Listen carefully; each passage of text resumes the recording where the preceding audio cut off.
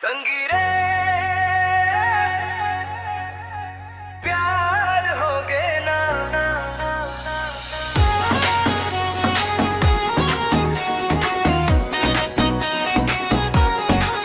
संगी रे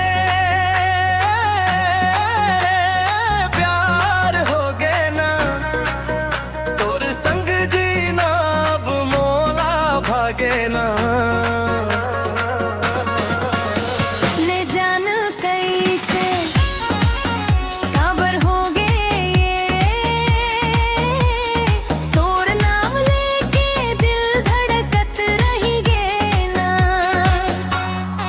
पहली नजर मन देखे रहे तोला, दिल के बात कहे नहीं सके वो मोला।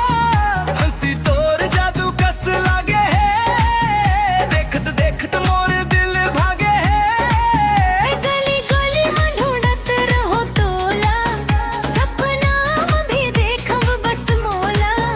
रात भर नींद नहीं आवे अब, तोर ख्याल में बीत जाते सब। संगी रे प्यार होगे ना, तोर संग जीना अब मोला भागे ना। मैं जान कैसे काबर होगे ये, तोर नाम लेके दिल धड़कत रही गे ना।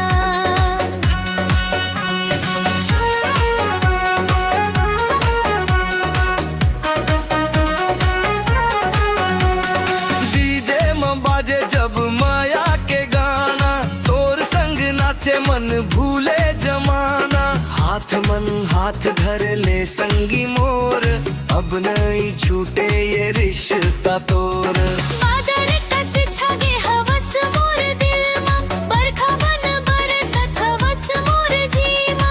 तोर बिना अब कुछ नहीं भाए, तोर संग जिंदगी रंगीन हो जाता है। तोर माया मन डूब गे हव में, अब तोर बिना अधूरा हव में।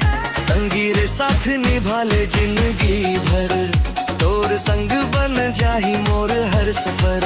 संगी रे